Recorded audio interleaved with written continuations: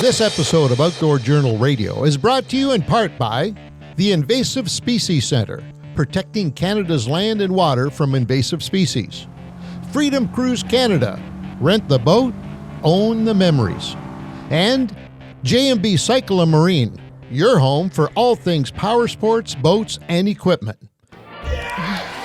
You okay now? I feel better now. Tucking her in there. Thank you. Yeah. Does this hoodie make me look like even bigger than I really am? I just feel...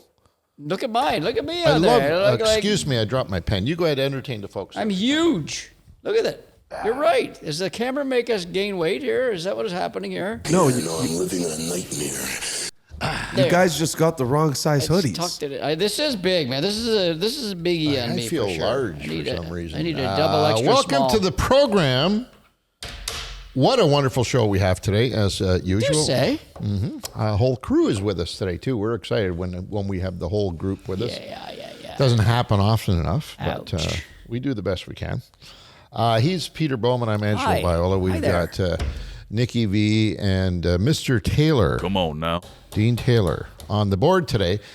Our special guest today, we wanted to have him on earlier than this. He was with us in episode 170 was the last time he was on the show. That was May of 25. But we could have him on every week. Fascinating gentleman.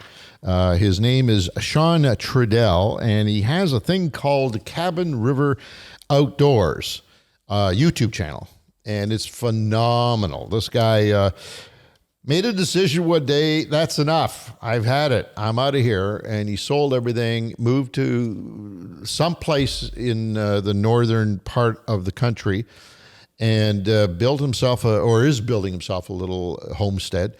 And he's living, I don't know, I'll say off the land, but that wouldn't be true because he still does use some of the conveniences, like he'll go to town and get some food and stuff periodically. But fascinating gentleman and doing extremely well on YouTube. I mentioned that because the last time he was on the show, May 25th, episode 170, it was the most viewed episode that we have ever put up.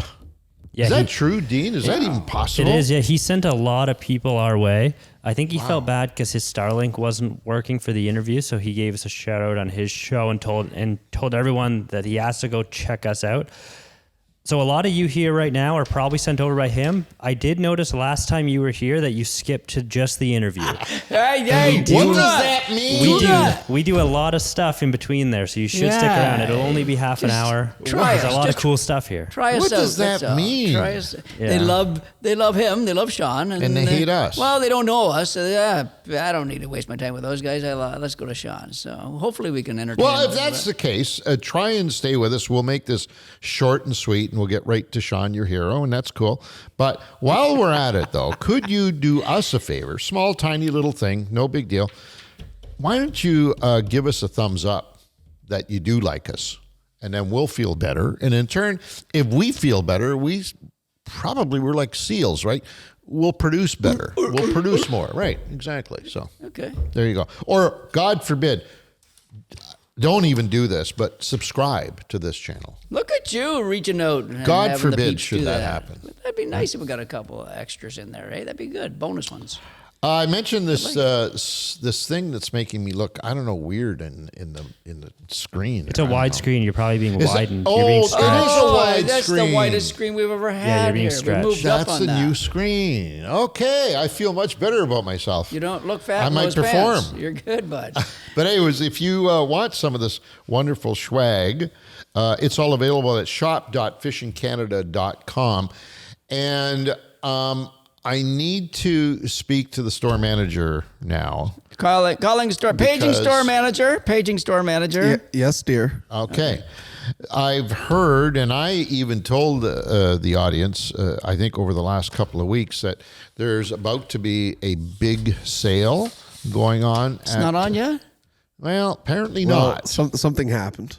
Something happened and it didn't. And so I'm looking bad, as usual. Somebody poo-poo in the bed a little bit? Sort of.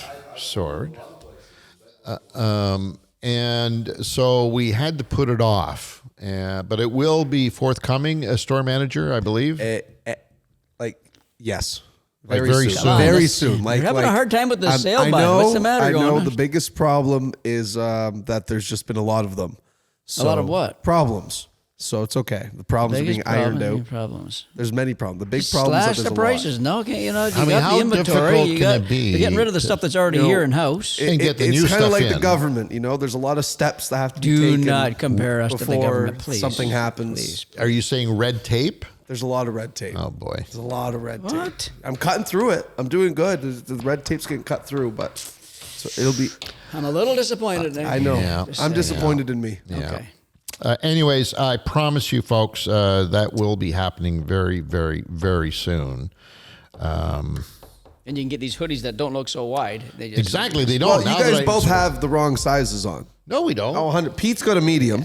Yeah, I could wear a He small. looks, These things are he big. looks good there. It's just wide there. I Now don't I know know. why. It's that screen. It's that. Does my pipes look bigger? Oh, yeah. No, they Pipes look are skinny. huge. Look like I get a little. Look, the microphone stand's bigger than my pipes. In You this got thing. huge pipes, buddy. hell Don't is ever let going on? anybody tell you don't have huge pipes. I think you're huge. Lost my pipes a long time. Anyway, it's all happening at fishingcanada.com or the store itself, shop.fishingcanada.com. Soon to have a sale on everything because the new stuff is upon us.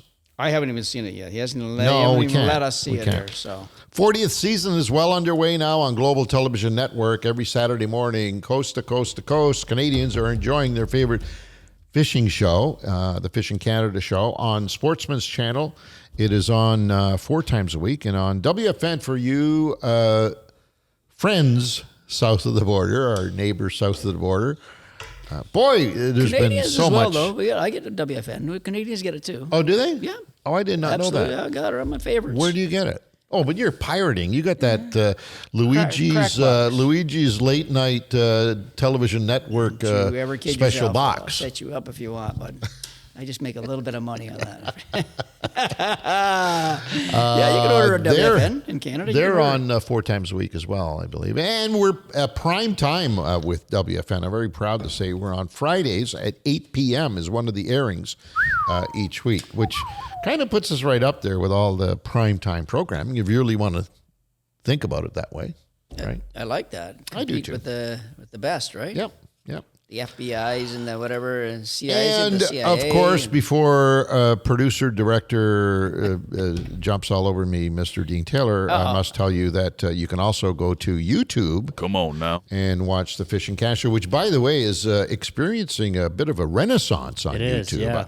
Can you explain that, Dean? I What's wish going on? I could. The half the time here is trying to explain what's going on over there, but it's been taking off. I mean, a lot of our subscribers are watching more of our content than they used to, and the algorithm seems to have been putting us on people's homepages, and that seems to be the answer why.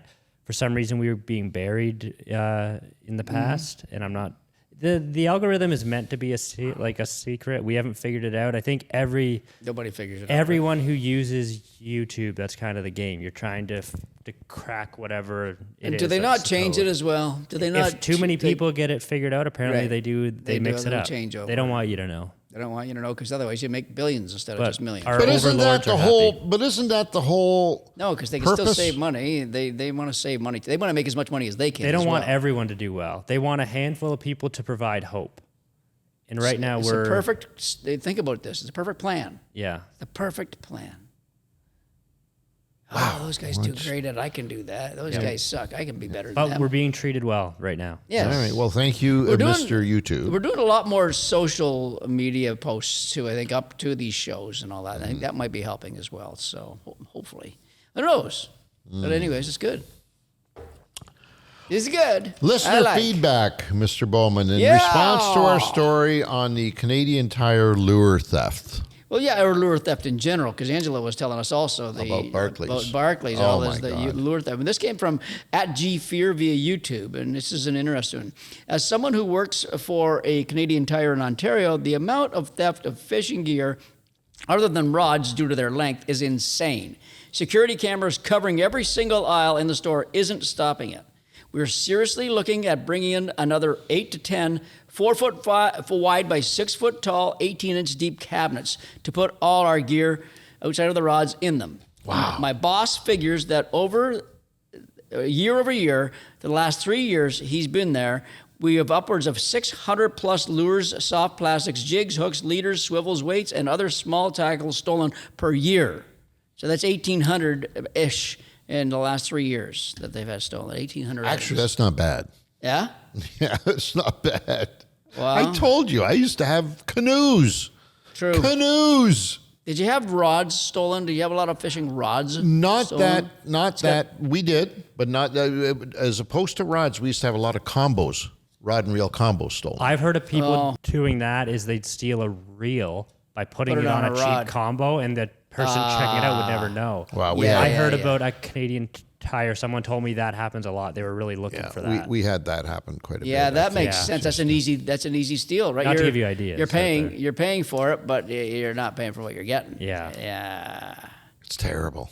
That is As a insane. former retailer, I got to tell you, I sympathize with all retailers, big or small, but mostly the ma and pa small operators, because the thieves don't realize that by, going in and stealing stuff, in a lot of cases, that's the bottom line profit Of course. from that little operator. And they depend on that to feed their family.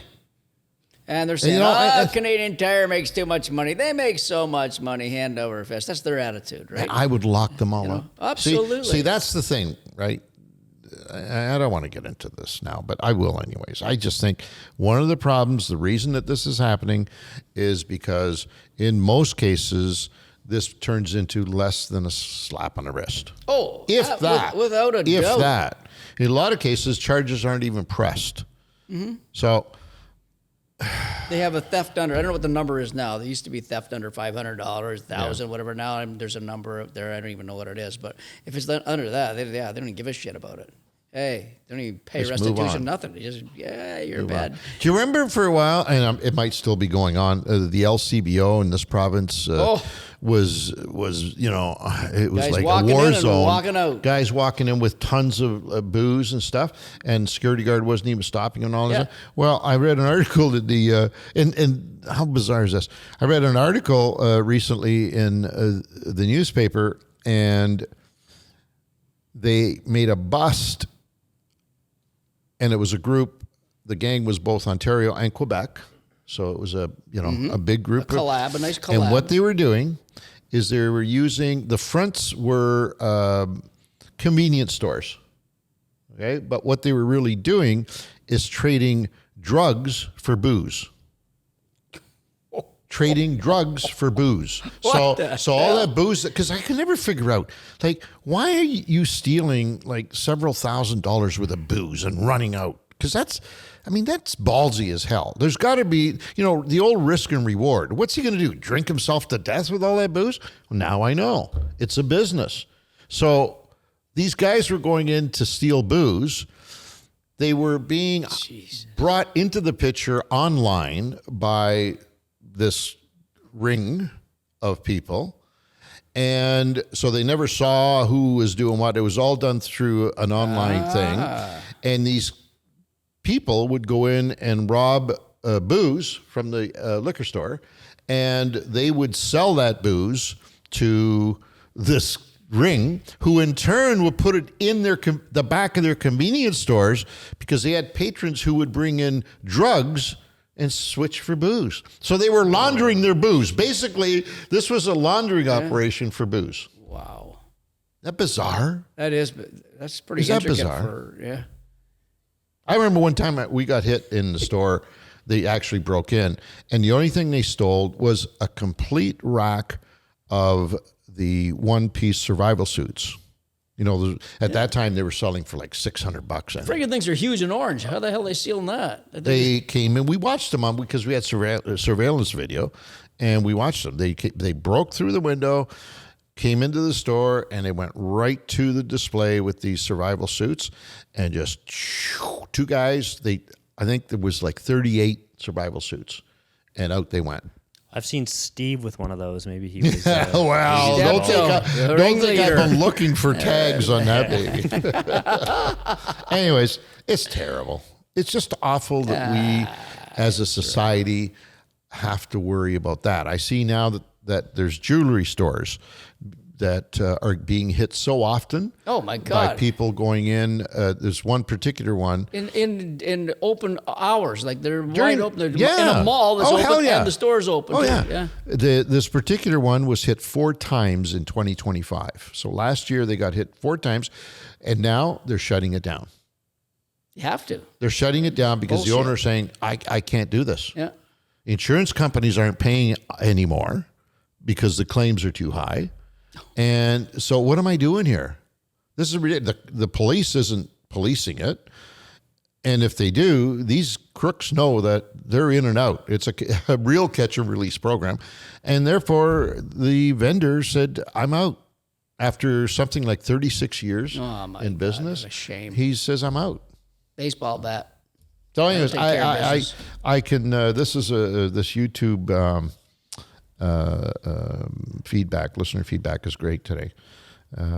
But it's great, but it's not. Yeah. Can you imagine how that's one store out of the 400 plus stores in Canada? They all get that, I guarantee you. Every one of them gets that in each department. Well, that's just fishing lures. Yeah, I noticed I feel like I was buying like jig heads or something for ice fishing, and I had to call the girl down.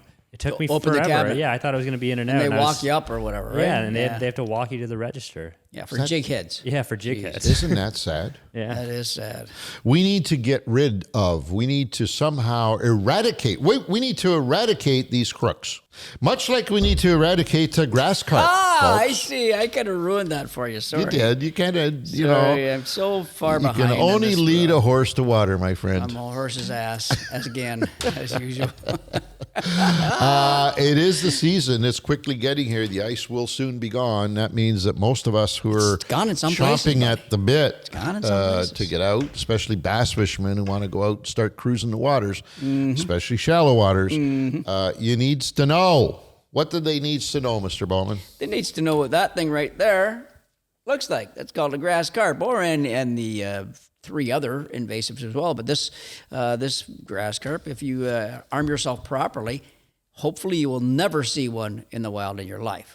But if you do, you got to need to identify it, and then of course call the right people, and they can take care of business for you. So it's a pretty easy operation, but you need to know what they look like first off. So. And how do you do that? Well, you would go to the invasivecarp.ca. Am I correct on that? Sure, yes. And download the imagery, and or wherever you can find images or videos of grass carp, and then you have it on your phone and say, "Hey, that is one of those." And the reason that's important because this will also, coincide with the time of year that the common carp is going to be cruising around, and that's why it's important that you know the difference. Yeah, and there is a big difference. Oh my God, big difference. Yeah. This one doesn't even look near like a common, or a mirror. So pretty easy in that sense. In the news, brought to you by J&B Cycle and Marine, Ontario's largest Princecraft Mercury dealer. But we've been telling you that for months, so you probably already know. I think that they are the biggest. They started in 1970, so you know that these folks have got a ton of experience and know-how when it comes to selling boat motor combinations and rigs with trailers, etc. They've probably sold more than anybody else in the country in those 70 years. So. That's why we are with them, and they're called J&B Cycle and Marine. If you're going to go online and check them out, it's jbcycle.com. Indeed. And the news. We have, in the news, pike eat more as water warms. Pike are a warm water fish, so it's going to make sense. Researchers examined how invasive northern pike impact native fish, with the focus on how temperature affects feeding behavior. So a lot of our, let's use Ontario as an example because we live in Ontario. A lot of these bodies of water never had pike, and then through somehow, way, shape, or form or another, pike get in these lakes or rivers, and it's not a good thing. And a lot of times it's from maybe damming of a beaver dam breaks or whatever, water flows down, flows in, but it's also from anglers to say, hey, I want pike in my lake. I'm going to put some pike in my lake. Do you think people do that with pike? Yeah, I've heard that they did do that. So I don't know. Why would they do that? I think they don't of all get the it. species That's the last one that anybody should fool with. Yeah, but they think they're big and bad, and I'm going to catch a 20-pounder, right, or something like that. That's what my thoughts are, that they can get big. They're easier to catch than some species because they're very voracious and hungry and all that. So, and speaking of, it affects their behavior, the warm water. The study found that pike feeding rates increased sharply as water temperatures rise, which is very much the same as like a largemouth bass, smallmouth bass too. Well, any of the coarse fish, right? Maybe not the lake trout and brook trout and browns, et cetera. They'd be opposite, I would think, right? As the water gets colder, especially lakers, they feed more and more and more too, right? But pike were observed to consume up roughly twice as much food in warmer water as compared to colder water, and that's big. Wow, that's huge, and you can see that. We see that like right now. So this is the springtime here in Ontario, and we start our year by pike fishing, open water pike fishing. And you can see the difference when that water is in the high 30s, 38, 37-ish or whatever, as long as you can get your boat in the water. And you'll see the difference in the reaction of the pike versus the water temperatures in the 50s and 60s. They just react so much different, you know what I mean? And you literally can see it if you're running a jerkbait or something like that. They're very cautious. They do hit and they do fight, but once that water temp goes up another 20 degrees or 10 degrees even, it's like lights out. They're coming in like this. And that would be a particular problem to the local species that's in that body of water if in fact pike were introduced and they are invasive. Absolutely. Because they wouldn't be used to dealing with this critter, because the pike are truly insane. Think about that. They're truly insane. Think about this log with teeth coming at you all of a sudden, this giant thing, and he comes, and they're fast. Pike are fast as hell. So these poor little perch, from perch up to walleye up to bass, they'll eat anything they can, right? Turtles, whatever, it doesn't matter. They eat a lot of different things, muskrats. So that makes sense that their metabolism, they're cold water, or they're cold-blooded animals, right? So the colder the water, the lower their body temperature, and then when it rises up, things get heated up. Full story on fishingcanada.com. But hang on, kiddies. For those of you who are here for purposes other than Peter and I, our special guest, your special friend is about to come. So don't fast forward. We're almost done here. Go to fishingcanada.com if you want to read the full story on the pike invasion. Fan question of the week submitted by Logan Virilli. Via email. I love that name, Virilli. Logan Virilli. That sounds Italian, I have to say, doesn't it? Are you stereotyping because there's an I at the end of that? Are you saying that all Italians? Well, because not all. I don't. You're not Viola. You're not with an LLI. Yeah, that's a vowel at the end of the name, Big Dog. He says, I hate to break it to us. He says, hey guys, I love the show. I've been messing around with filming my own fishing trips using GoPros, and I swear something goes wrong every time. Bad angles, mic's not working, files getting corrupted, you name it. I got to be wondering, how often do you guys deal with that kind of stuff and when you're filming the show? And have you ever actually lost a full episode or a big fish moment because of technical issues? Well, first of all, we don't shoot the show on GoPros. We use GoPros as, secondary and, sometimes third or fourth level cameras, just to capture a moment or two, a second or two, but certainly not our main cameras. And we do too have experienced some problems, but I got to tell you, with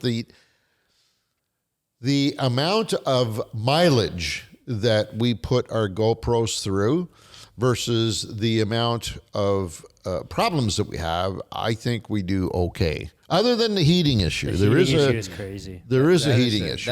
That's a wild one. Dean was ice fishing and it was overheating under the water. Yeah. Under the water, it was overheating. Like, what How the is hell? that even possible? I have no That idea. makes no sense, zero sense. But not to say, GoPro is, as Ann says, it's sort of your entry level. I mean, we have a $4,000 Sony that goes on how much is that gimbal worth? That gimbal's worth $1,000, $2,000, whatever.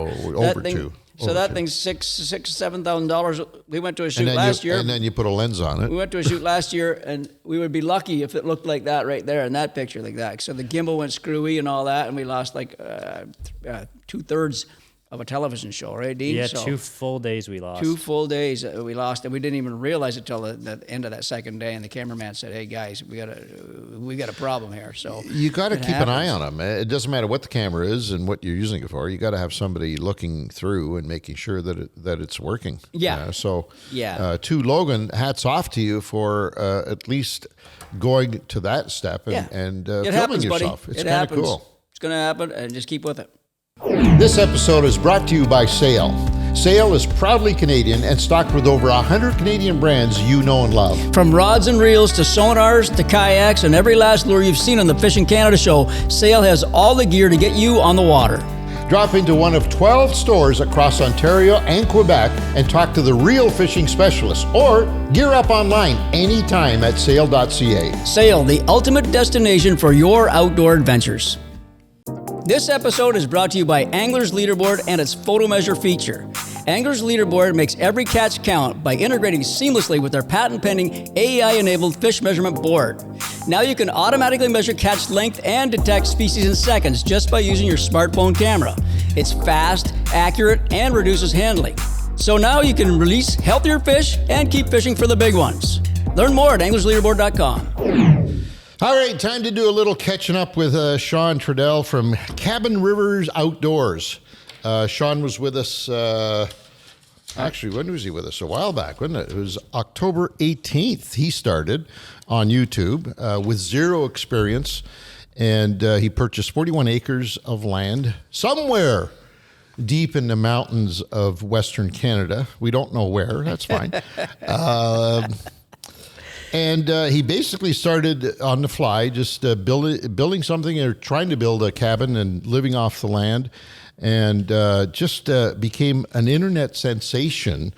We started, when we first started with him, May 25th was the last episode, actually. And it's still to this date the most viewed episode that we have put out on Outdoor Journal. So we're going to talk to him Look about at you, that. hey, Sean. Wow.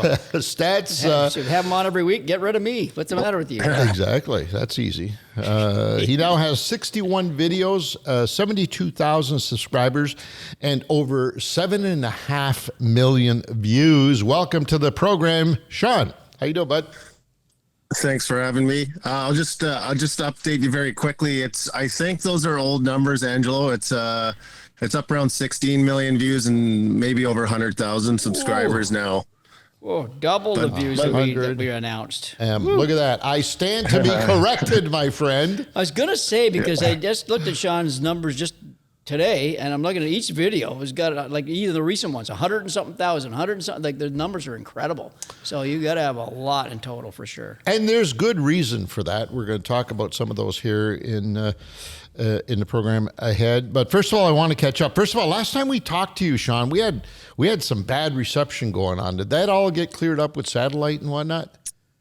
Yeah, my apologies on that. It was a weird day because normally the Starlink satellite dish always works fine here, and there was some super strange weather happening that day. I think after we got off the line, it was like a weird hailstorm that just came crashing down.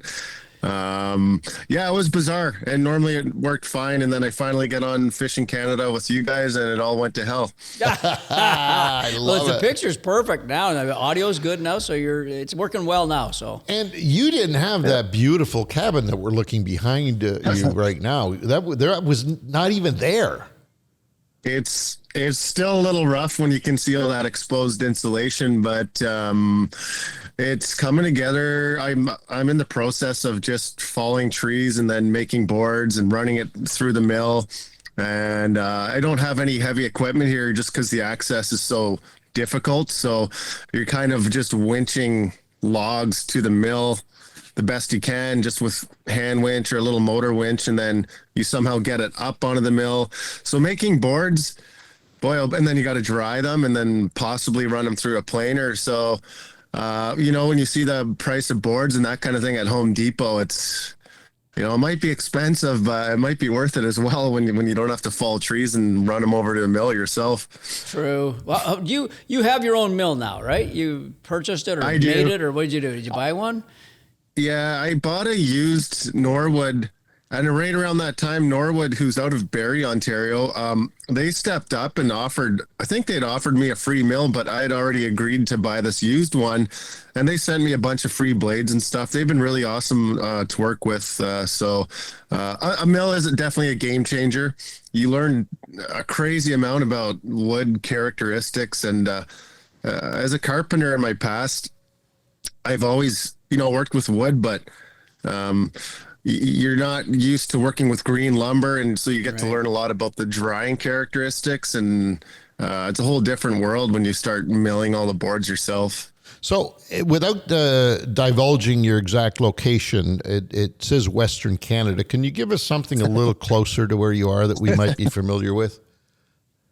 Yeah, I'm not too super secretive about it, because a lot of people really want to know where I am, but I thought it was just fun in the videos to keep people guessing. So some people, I get emails all the time like, hey, I found your location, and they'll send a screenshot on Google Maps. I'm like, yeah, that's where I am. It's still difficult to get here, and you need a jet boat and that kind of thing. But what's the closest major center that we might all be familiar with, and how far is it? I'm not, I'm not super far from the Alberta border. I'm on one of the many tributary rivers that flows into the Fraser. I would be the upper Fraser River, which is such a long river, it goes, it's like 1,300 kilometers or something. So I'm kind of near the headwaters, and then, so you're up in the northeastern sector of the province. Yeah, more or less. You could say that. Yeah. Probably not far from our good friend Erst. He might be, eh? Yeah. He might be. Is it the Mackenzie watershed that's dumping water your way? No, I'm a bit further south than that, but the Fraser's farther south, I think. I mean, kind of from here north, it's very, the province is just so unpopulated. Yeah. So yeah, the Northeast can be a pretty big section of the map. I'll accept the Northeast. How's that? Yeah, just to bring people up to speed that maybe haven't seen the first video that we did with you on this show. Explain to them what got you into this crazy place that you are right now in terms of life. Yeah, I love talking about it. I've had a lot of good jobs, but and worked with great people and everything, but I kind of wanted something different, and maybe it was a tiny bit of midlife crisis or something, but there was just sort of a time where a switch sort of went off, and it was like, all right, I've wanted to try this cabin in the woods thing since I was basically 7 or 8 years old, reading all those Farley Mowat books and whatever growing up, and all those old trapper stories. So I just decided to quit my job, and I had already purchased this land while it was still kind of cheap, like a couple years before. So things were already kind of in place. And then when it was time to just quit my job and leave my place behind that I was renting in southern British Columbia, I was in the Squamish area at the time. I just up and left, and I just brought everything I could with me, and and then I started doing the weekly video, and I wasn't sure that would work out, but I knew you could make money from YouTube, and if you have good success, you can financially support yourself. And then I had people from Patreon, which is donation based. They convinced me to make a page for that, and I started doing that. But with the views now, is doing quite well. And then I also do some brand representation as well to keep the income to basically have a paycheck. So so I sort of cracked the code, and I was able to just. I don't know what made me do it, though. I just kind of really wanted to. And I guess partially because I was single at the time and I had no kids. And I thought, well, if there's ever a time to be selfish in your life and really go for it, like you got to strike when the iron's hot. So I just did, the timing was just perfect. Good for you. Is it a competitive market? I know we know a few guys that are doing this, but is there a lot more people that are doing what you're doing with YouTube channels, etc.? More, yeah. Every once in a while, it's competitive. The off-grid thing is and homesteading. Like you guys have the dude in Ontario, Wild Homestead. He's done extremely well for himself.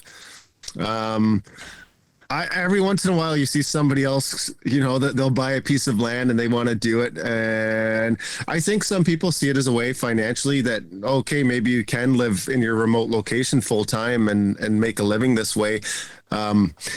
Statistically, it's hard to get that success. So you're kind of just gambling, you don't know if it's going to work or not. Right. But it's, there's a huge appetite for it. The interesting thing with that content is, like this off-gridding, homestead, living in the wilderness content, is that a lot of people will watch it even if they'll never do it themselves. Right. Even if they have no interest in doing it, they just like to watch people go and get their butt kicked in the wilderness, and people like to watch other people work.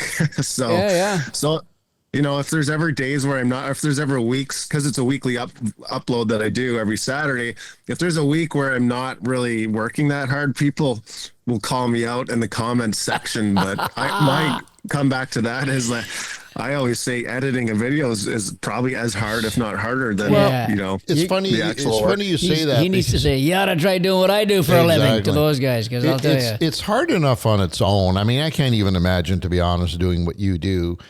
That's hard enough on its own, but to combine that with putting out a weekly production. Oh man. Think about that. You're shooting all week, and then you still have to have that time to edit that stuff. Exactly. And mill the boards to put up the roof and that's just insanity, man. Wow.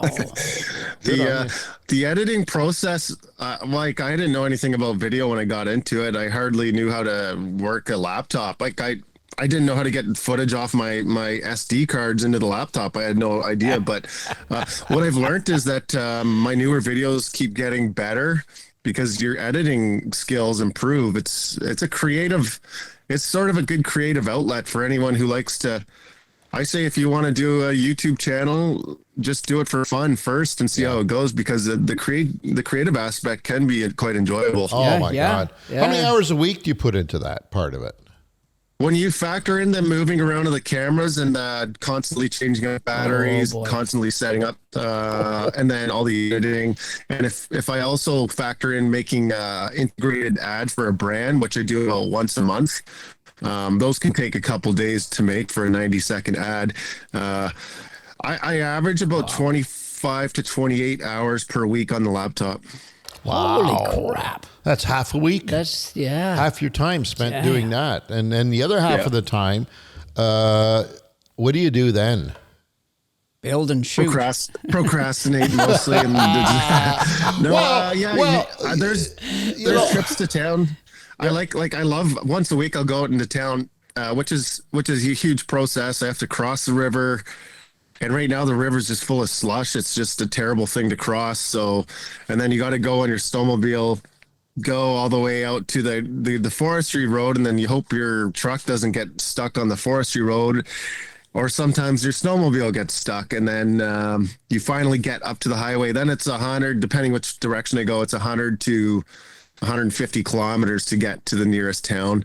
And damn, I find once a week I got to get out and do that. Plus I just love being the highway here is just a band of asphalt through an immense wilderness. It's beautiful. So even the drive is kind of cathartic and enjoyable. I just even do it just for that sometimes. Oh, for sure it would be. Sean didn't even describe it to the listening audience, but if you haven't gone to his site or his YouTube channel, so a trek for Sean is he's walking with a big backpack or whatever he wants to bring out with him. He walks down a trail at this time of year right now. He has to push his canoe along a bunch of snow and slush, and then he has to take his canoe and cross the river, and then he has a snowmobile, I think, on the other side, right? You have a snowmobile on the other side, you have a snowmobile all the way over to your vehicle, and then you go from there, right? So it's not like a little walk in the park, that's for sure. So when you say a little outing once a week to get into town, you're talking a few days, I would imagine, from start to finish, by the time you go and do whatever it is you're doing and come back? Yeah, well, if I leave in the morning, depends on the time of year as well. But if in the winter, I find if I leave here in the morning or at noon, I get into town. Sometimes I'll Yeah, I'll be coming back the next day. But if I'm quick, I can come back that night. But it means you're coming back on the trail at midnight or something. Crossing that river in that canoe at night in the snow, right? And not only that, but you got to, I mean, I'm envisioning this town. First of all, I'm assuming it's a small little community. And I'm assuming that there's probably only one sort of social center. Saloon. Or, well, you don't want to say saloon, but certainly, yeah, okay, the watering hole. When you get in there, I'm thinking you're saying to yourself, man, you know what? I kind of like it here. I think I'm going to spend a few more hours. It's got to be hard to bring yourself out of that environment and back to this. Yeah, well, it's a good way to recharge. So the hard part about coming back is if it's winter and you have to get the wood stove going again or something, then you're kind of like, geez, I wish I never went into town. But yeah, you almost need that little break. I don't know how the trappers did it like 100 years ago when they were going 4 months at a time without seeing anybody. Like, I will never forget, I watched a documentary and it was called The Trapper, and I can't find it anymore, but this was about, I'm going to say 8 or 9 years ago. I found it somewhere, I don't even remember where. And it was about a trapper and at that time, his significant other, whether they were married or not, I'm not really sure. But as they were the story unfolds and they're talking about their life, there was one point where he had to leave her in this little cabin that would have been, I don't know, maybe 10 by 12. In the dead of winter, he would get on the snowmobile and he'd have to go to the trap lines. Mm-hmm. And he'd spend 90 to 100 days collecting and bringing everything back, which that in itself was remarkable because he fell through the ice a couple of times and managed to save himself. But anyways, the only thing that I kept thinking about, that poor woman who was stuck in this little cabin in the dead of winter, had to fend for herself, find food, while her man is gone for, a third of the year. And it blew my mind. And then I'm thinking, well, that's not too much different than what you're doing. I mean, when you really come down to it, right? That's hilarious. You mentioned that. I've brought that up in past videos, and I say that YouTube is the new trapping, because I guess the price of fur might have came up a bit recently, I heard, but YouTube has replaced trapping without the fur. Basically, there's a lot of parallels. I mean, obviously, trapping to make a living must have been, well, in one way it's very similar in the sense that if your YouTube channel does really well, it'd be comparable to having a good catch of furs, let's say. So if your videos are doing well, it's like getting a lot of furs while the price of fur is high. It's very similar that way. Wow. Speaking of furs and animals, do you hunt your own food? Do you hunt your own game?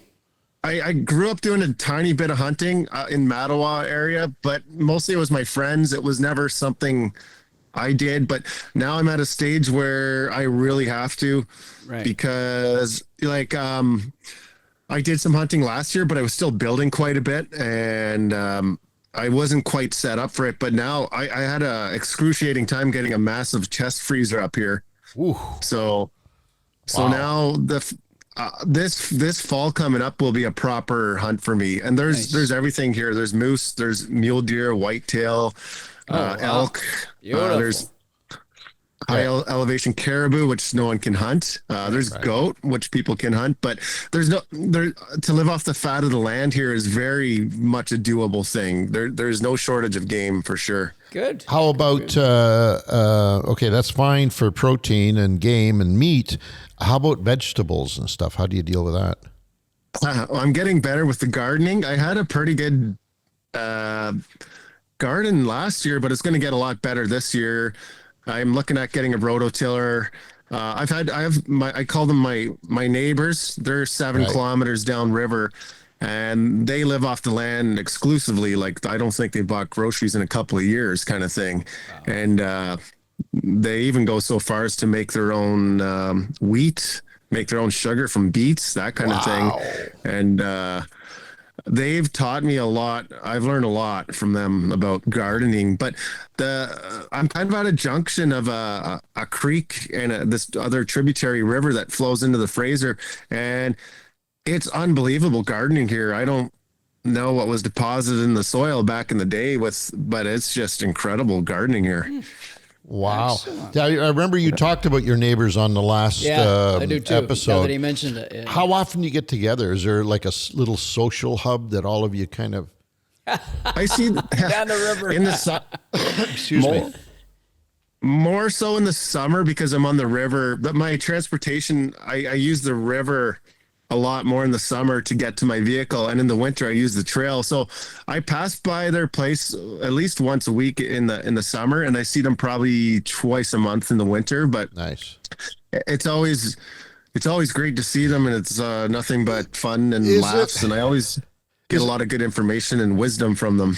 Is it sort of an unwritten rule? Because clearly part of your mandate and part of their mandate is to live this secluded, isolated life. So if neighbors like yourselves started socializing on a more frequent basis, that would kind of undo everything that they've done, right? So do you have like an unwritten rule that, I'll wave at you when I'm going down the river, but, maybe once a month we'll get together? Or is it just an organic thing that you stop when you feel like stopping? We sort of evolved into a bit of an unwritten rule because sometimes I'm rushing to get down to the Fraser, and they can hear my outboard.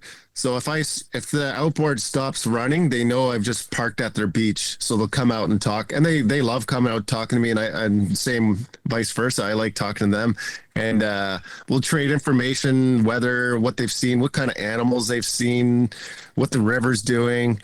Kind of some old timey talk, and just get caught up on that kind of stuff. And but if my outboard's still going and you don't hear it stop, it means I'm either rushing to get home or rushing to get down to my vehicle. Right. How connected are you to the internet?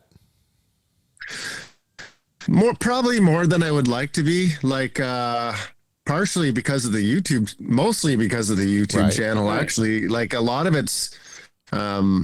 Dealing with a lot of the emails and dealing with my agent. I had to get an agent for brand representation because I could not keep up with the opportunities were just so crazy that in a good way that you're constantly dealing with a lot of that stuff, but it's part of the territory. It's like akin to being the trapper who has to cross the frozen lake. Right. That's 12 miles long or whatever. It's Part the same of thing. the job, right? You have to do it. So it's just part of it. Yeah. Not to get into it too deeply, but when you say brand representation, how much of it do you do, and what do you have to do? Like, I'm envisioning you living this wonderful, pure, untainted lifestyle, and then all of a sudden you say, "Oh, it's Tuesday. Yeah. All right, I got to go sell lawnmowers. Let me set everything up here." Like, walk us through that. Yeah, that's a bit of an oxymoron. That's hilarious. I think I could do a lot less of it now. Early on, I was fighting for every dollar. Right. I came in here with like $100,000 of debt from purchasing the land. I was kind of traveling a lot, not working, and my credit card and line of credit were out of control. It was a mess, and I knew better, but I had taken on all this stuff to pay that debt down. And so anyway, the brands is still part of the channel. I don't know if it will be forever because it is sort of against the grain of the wilderness living, right? Right. But I mean, it's hard to turn down such amazing opportunities when you're going to be saving a lot of money, or people, boat companies or whatever, are willing to pay you. Yep.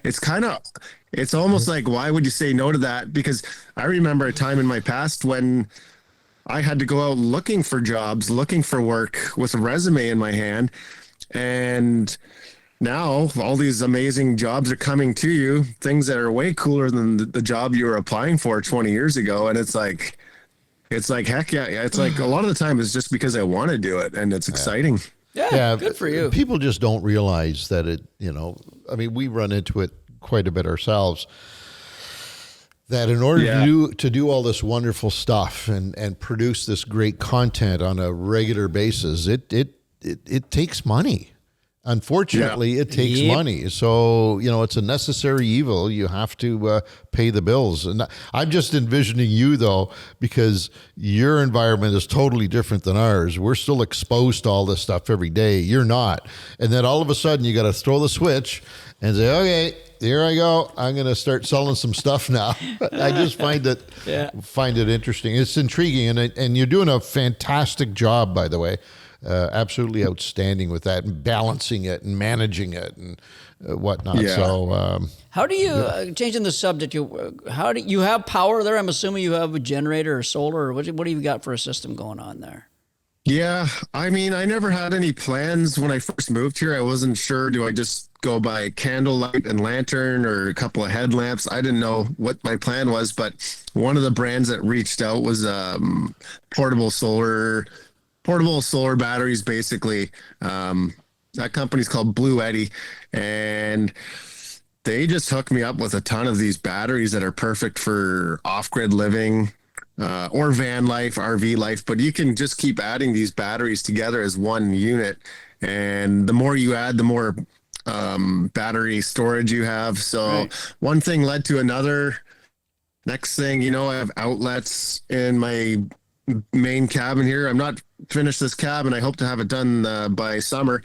But now I have outlets. You just plug stuff in like a regular home, run my Starlink satellite dish, charge all of my appliances. So I didn't know I was going to get to this. I didn't know how modern I wanted to get.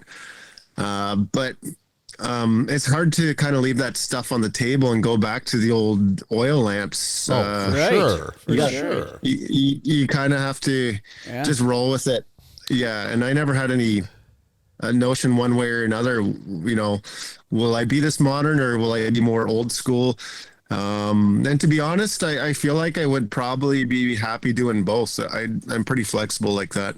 Now, you mentioned battery storage because a while ago I was intrigued by that whole solar powering, off the grid. But at that time, storage was an issue.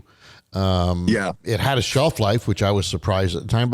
But how is it today? So can you literally run totally off of sunlight? 100%. Most of the year, maybe in December, January, when you don't have much sunlight, you might have to go and turn on the generator once in a while. So I have a gas powered generator. But if you have a really good solar panel arrangement, you have a lot of them, you can some people certainly get by 12 months out of the year without ever having to turn on a generator. No kidding. I have to set up, I have a bunch of solar panels waiting to be set up. And once I set those up, I bet you the big thing for me was the big freezer and the big refrigerator. Because that's, I could start catching fish all summer long, storing the fish in the freezer. Because coming back with groceries is such a pain in the butt and it's expensive too. So start freezing fish, start freezing meat, but I can rely 100% on those batteries, especially with a good arrangement of solar panels. Hey anglers, want to turn your next catch into a competition? Well, check out Anglers Leaderboard, the new fishing platform that lets you track your catches, join friendly competitions, enter tournaments, and see how you rank against others in your region. Use your phone and the photo measure board to automatically detect length and species. No more guesswork. Whether you're fishing for pleasure or to compete, ALB makes every catch count. What's your ALB score? Well, get Anglers Leaderboard today and start climbing the ranks. Visit anglersleaderboard.com to learn more. It's interesting because some people might look at that and say, oh, well, okay, well, he's not living off the land. He's got refrigerator, he's got receptacles and whatnot. And I think there are two distinct types that would do what you're doing. There is the purist, and they're out there. We know of them and we've seen them, where they are living truly, completely off the grid because that's what they want to do. In your case, I'm sensing it was a different need. It was a different way of living, but you're good with some of the conveniences that you can get from having solar power, from, having all these amenities that you do have, but still living this isolated bush life. And I think it's a happy medium, between the two. There's a lot of people who live in this very vast area. We're all quite spread out, but there's a lot of people. Some are purists, but most are not. Most are kind of doing what I'm doing. They're off grid. Yeah. But they still have freezers and refrigerators. There's a time I could see, I kind of like the adventure or the challenge of potentially going purist. So I could see when I get this place done, there's a possibility I might try another remote property somewhere and try the purist thing for like a year, but I don't know if I would do it forever, but just for the challenge of it, it's something I've been thinking about. It would be like fasting, right? People who fast, they say, okay, I want to fast. I want to do it for a month. And then 2 or 3 days later, you've done it. You say, okay, I did it. Now I'm going back to where. I'm hungry. And I could see you doing that, going off somewhere for a couple of weeks and living truly off the land, and then saying, well, wait a minute. I get this perfectly good cabin with electricity not far from here. I'm going home for a couple of days, which would be perfectly fine. I think that's fantastic. Well, you guys must have seen that. That dude, Dick Pronicki up in Alaska, who, did you ever see that documentary? One Man's Wilderness or something, and he does that kind of purist thing, and he decides to try it for 1 year when he's 50 years old. He ends up staying for 30 years, but he did have a plane dropping off supplies, 3 or 4 times a year. So, I mean, purist is take it with a grain of salt, I guess. Right. I don't even know where you draw the line on some, like how far back do you go? Do you live in a cave to what it was like 10,000 years ago? I'm not sure what a purist is. So, Well, good point. True. Good point. I have to ask you this question because the last time I believe we broached this subject and we had a few laughs, etc. But I have to ask you. Companionship has got to be an issue. It's got to be an issue. I mean, very few of us as humans can live completely isolated from other human beings. And I'm not just talking about going down the river and waving at your neighbors. I'm talking about companionship. How does that play into your day-to-day activity? Anne's just trying to get rid of the wife, by the way. He needs a new plan here. He's just, the Countess. Well, that's a tricky one because when I moved out here, I had got out of a relationship maybe about 6 months prior. And so that's in the back of your mind. And she was a great gal and everything. And I really enjoyed spending time with her. And part of the reason I got out of the relationship was because I knew she didn't want to be trying to do this kind of thing up here. Right. And I mean, it's definitely, it would be nice for sure. I feel like it's still a bit of a mess here. Like I'm not done here. And then maybe it would be okay. Then that might be the time for some companionship or meeting a girl.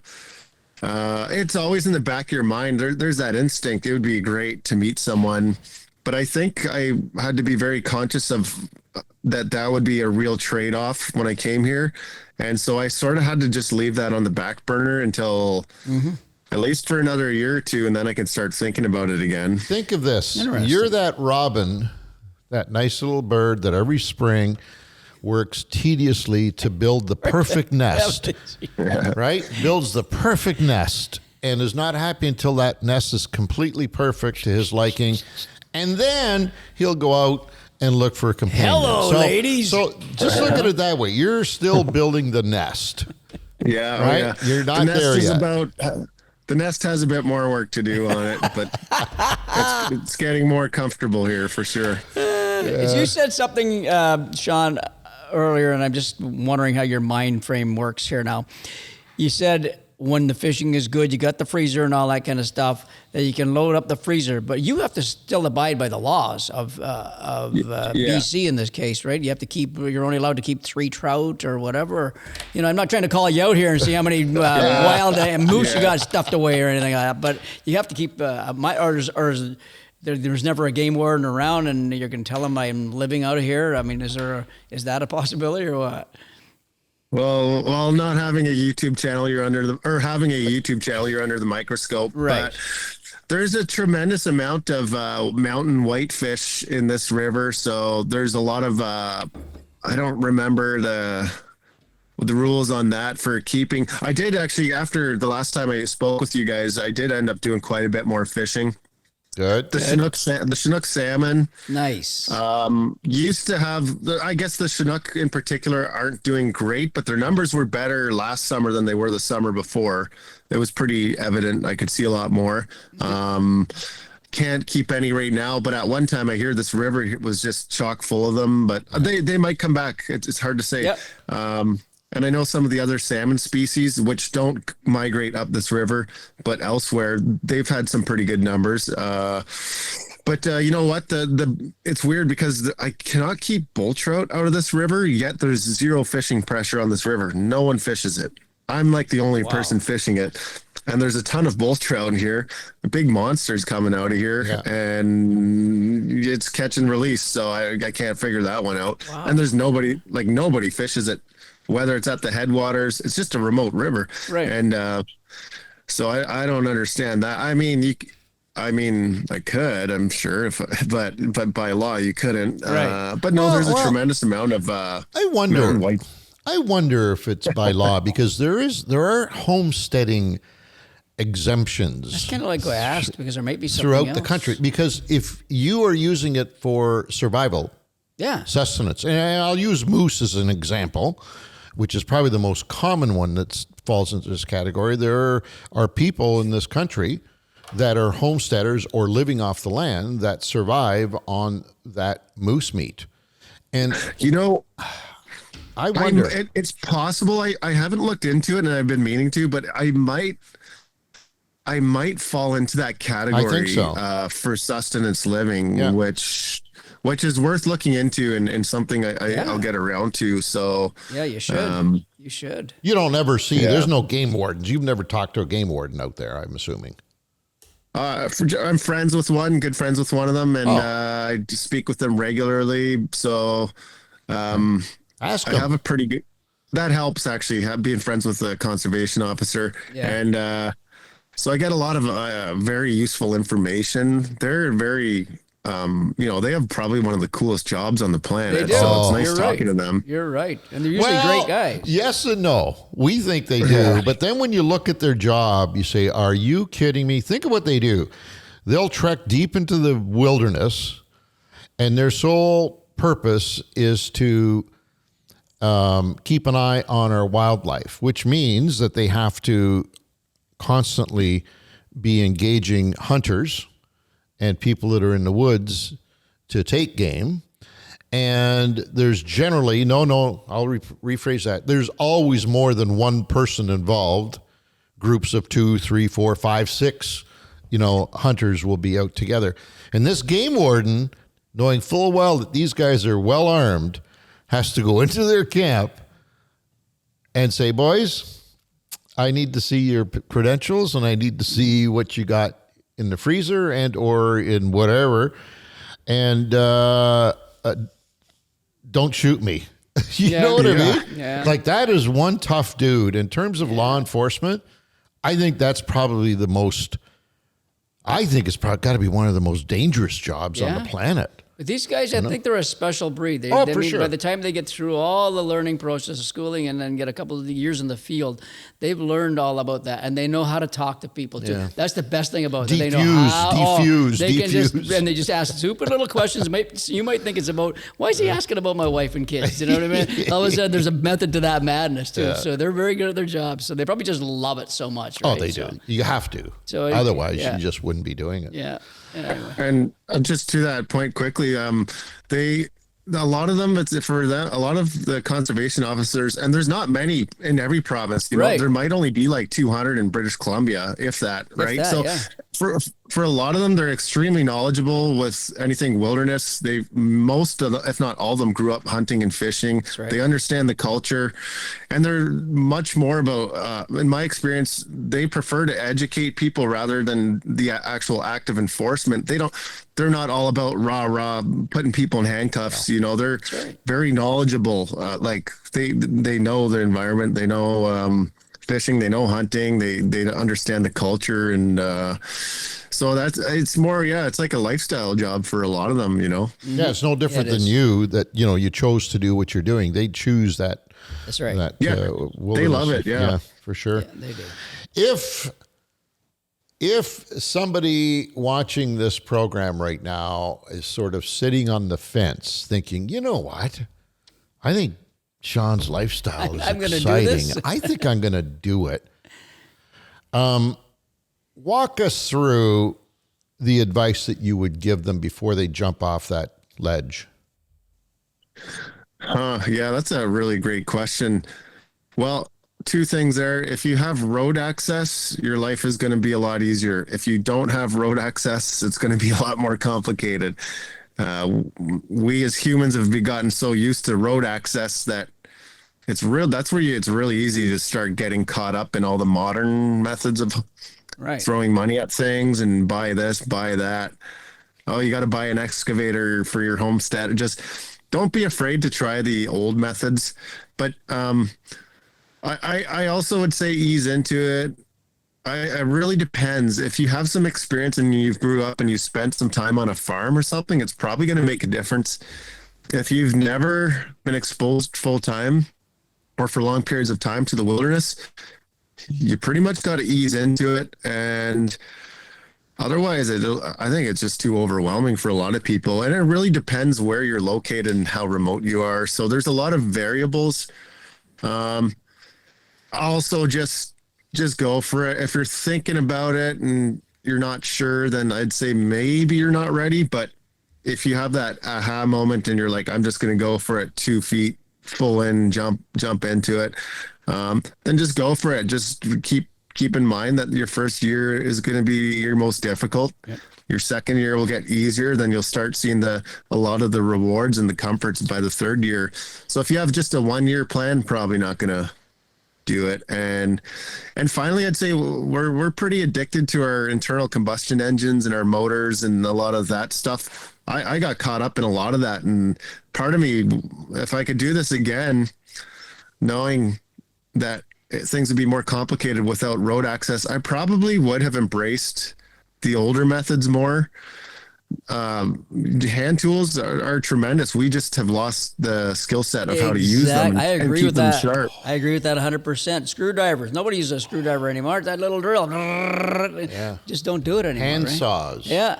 Like all that stuff, right? Another thing I would recommend is to go to a channel, a YouTube channel, if you're even thinking about it, and watch a bunch of his videos. Because but watching Sean... No, but it gives you an idea of, like, when I see him crossing that river, slushy river, in that canoe, and you're saying, Jesus, it sounded a lot better than what or it might be, I'd love to take that on, you know what I mean? Just to kind of live vicariously through him and then say, hey, I wouldn't mind doing that. I have a philosophy about... this is totally off subject. You guys are going to think I'm crazy, but my peers here know what I'm talking about. I have a philosophy because I think what you're doing is kind of like marriage. You are enamored with the thought of it, the sexiness of it all. Yeah. But you weren't trained for it. We're not trained as modern human beings. We're not trained for it. Well, I equate marriage much the same. You get a 20, 22-year-old guy, 23-year-old guy, 25, whatever his case. He doesn't know what marriage is, but yet goes out, gets a marriage license, and this goes for both male and female, by the way. Well, I think there should be a training center or a period of time where you have to spend training for this thing. And I think your lifestyle should be the same. There should be a place where I can go. I love what you're doing, man. I think it's fantastic. There should be a place where I can go and check in for, I don't know, a month and kind of live the lifestyle that you're living before I'm allowed to move up there and be your neighbor. You know what I mean? Because Absolutely. I think it'd be wonderful, because then most of us would say, oh, you know what? I really respect what Sean is doing. Good on him. But okay, no. Where's my Netflix? Exactly. And my bag of chips at night. And you don't know that these things are that important to you until they're taken away from you, right? And that's what you're experiencing, right? Yeah, I think, Angela, that's a great philosophy. I agree 100%. And yeah, like an off-gridder's life is sort of an off-gridder's wife in a way. So yeah, I totally hear you on that for sure. Well, there you go, right there, guys. You got Sean it'll be just a female only deal, and he brings a female in for a month. And he says, you can either live with me, you can live like this and go somewhere else, or you maybe even marry me. You never know. You could have this whole plan set up. You guys just did it. Perfect. And that'd be good YouTube right there, brother. I'll tell you right now. Boy. What's on the immediate horizon for you, my friend? I have a lot more of the sawmill work to do in the next month or two, and then drying the boards is a process, because you need I don't have a kiln obviously here, so I just air dry it and make sure it's covered. Because I don't mind building with green lumber. You get all the shrinking and everything, but with structural lumber, the shrinking doesn't seem to affect your plumb, square, level kind of stuff. But when you start getting into interior boards like floorboards and ceiling boards and siding on the outside of the cabin here, I have to at least give it a few months to sort of dry. And then I'd like to start nailing them up by June. I just really want to get this main cabin here done. It's just kind of it's moving at a snail's pace. So I'm just kind of hoping for the snow to melt. And then definitely a lot more. I'm definitely going to be getting a lot more into the fishing, and then acquiring meat and berries and that kind of stuff this year. But of course, you take breaks from the property. I still have family, friends. I've always been pretty social, so I have a lot of friends all over Ontario and British Columbia, and family reunion in Barrie in August, I think, and that kind of thing. So, excellent. Yeah. How come no kiln, by the way? Why wouldn't you have built something? Yeah, I think I'll slowly get there eventually. I do the air drying method for now, and then you can build these solar kilns. There's a lot of options out there. I'm hoping to get some sort of machine, like some sort of old diesel tractor or something in here, which would be pretty tricky, but I could do it in August, and I'd have to get some sort of permission or something to cross the river. I'm not sure what the rules are on that, but anyway, get one in here, and then I could really start kind of getting rid of all the stumps and that kind of thing. I could have been burning out all the stumps, but anyway, once you start getting more and more established, it's easier to start building those other things like a kiln, like a sauna. Sauna would be nice. Sort of turning that corner now where I can start tackling those other things, and things that have been waiting for a long time. I don't know. Ultimately, if I went back in a time machine, maybe I just build a simple log structure and just have a garden, and that's it. I could still get by like that out here, but I did choose kind of the more up-to-date homestead method where there's more land clearing involved, and I think you'll see like a kiln or at least a pole barn where you could store stacked dried lumber. And then when you have all your lumber made, you can build a project quickly. But in my case, I keep jumping back and forth from the mill to, I ran out of lumber, I can't keep building. I go back to the mill for a few days, mill up a bunch of 2x4s that are just wet. Just that alone. Back to your other project. Just what you just said alone is hard for most of us to imagine. Because if I'm doing some work and I run out of wood, I just go to Home Depot. That's it. Right? Yeah. And get some more truck. wood. But you've got to go out and you've got to, first of all, find that perfect tree, depending on the length of wood that you're looking for. And then you got to fall it, and then you've got to strip it, and then you've got to cut it. By that time, a week's gone by. And then you got to get back to putting it up where you originally needed the wood. It's insane. It's insane. Yeah. Yeah. I mean, it's maybe not the most, maybe not the best method out there, and it is sort of modern given that portable sawmills have only been out for a couple decades, you know. So yeah, I do struggle with the idea that maybe I should have been doing things a bit more old time with logs and whatnot, but the learning process from having a mill and jumping back and forth like that is, you learn a ton. So it just makes you a better decision maker moving forward. And like the amount of knowledge I've learned in the last since I got out here is more than the previous 10 years of work combined, basically. Like you just have to, you don't have a choice. You sort of just have to learn new methods, and what I thought initially would work out here doesn't work, and vice versa. And then the things you didn't think would work turn out to be the way to go.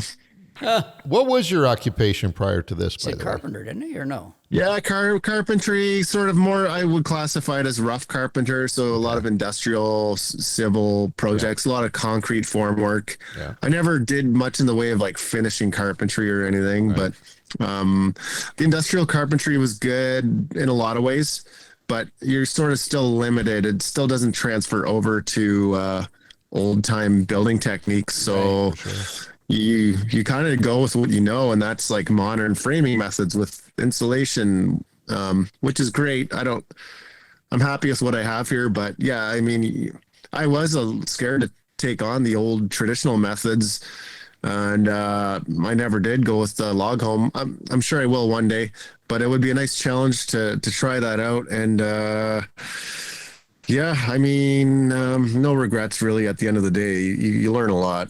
Oh, good for you. What a fantastic life that you're leading. Most of us can only dream of doing that for a week or a couple of weeks in our lives, right? You've gone beyond the mountaintop and made it your life.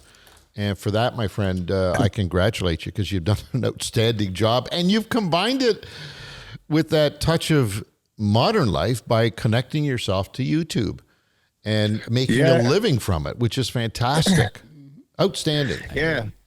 That's crazy. I mean, yeah, it would be still like YouTube didn't exist, 10 or 20 years ago. Yeah. So what would I be doing? Like, if I owned this property now and it was the 90s or something, maybe I'd only be coming out here for a cottage, a couple times a year or something. Yeah.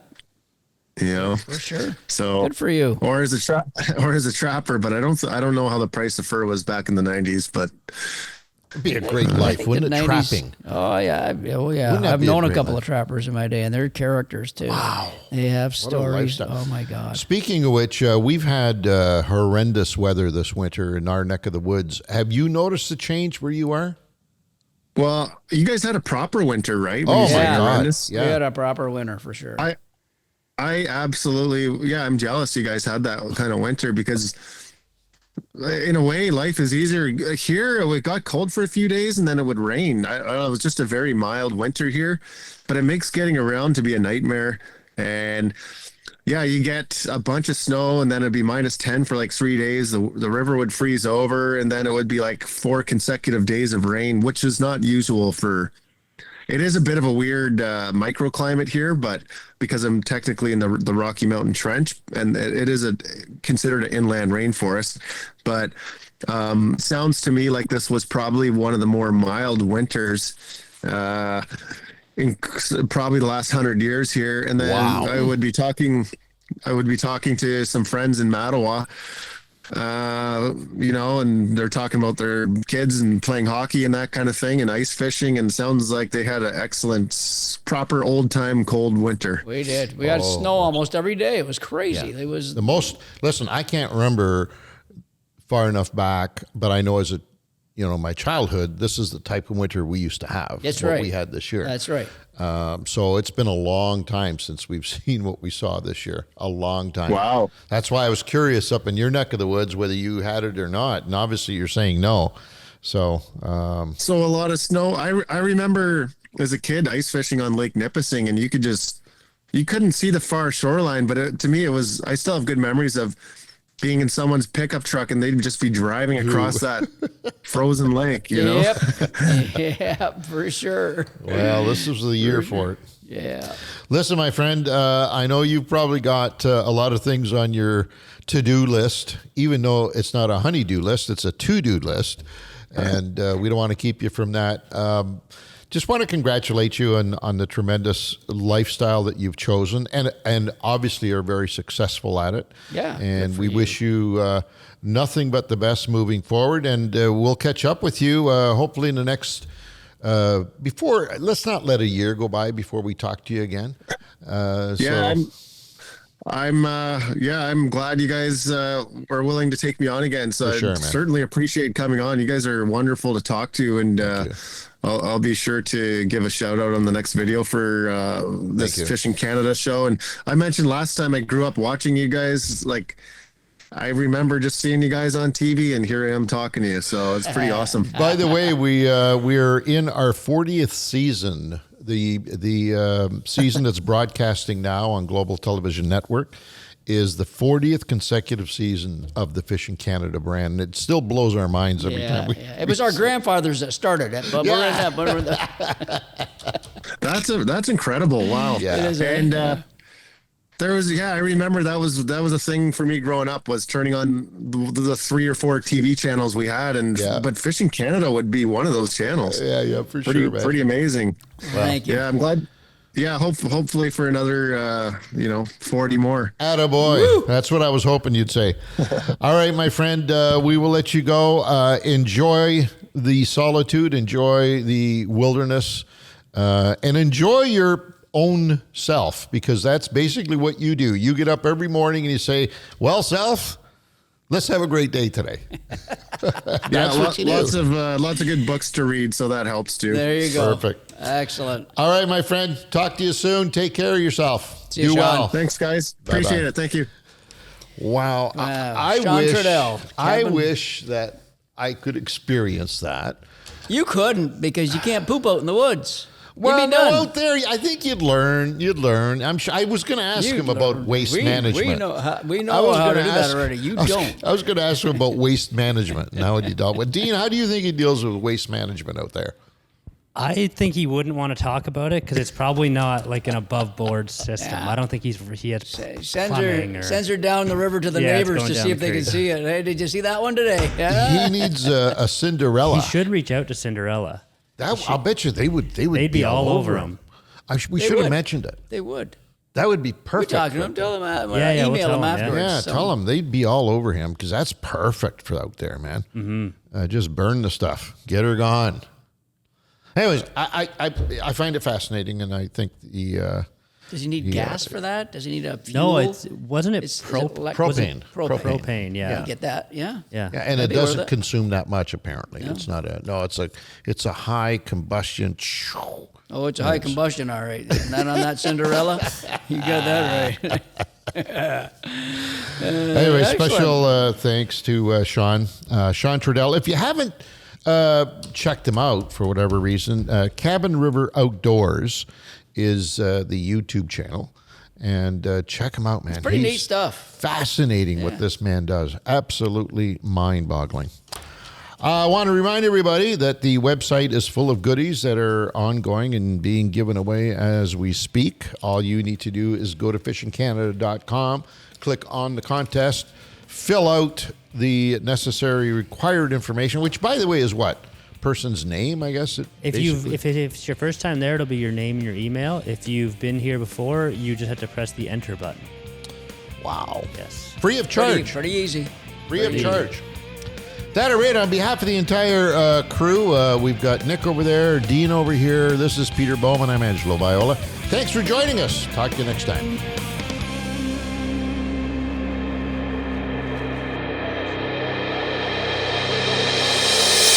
This episode of Outdoor Journal Radio has been brought to you in part by the Invasive Species Center, protecting Canada's land and water from invasive species. Freedom Cruise Canada, rent the boat, own the memories. And J&B Cycle and Marine, your home for all things power sports, boats, and equipment.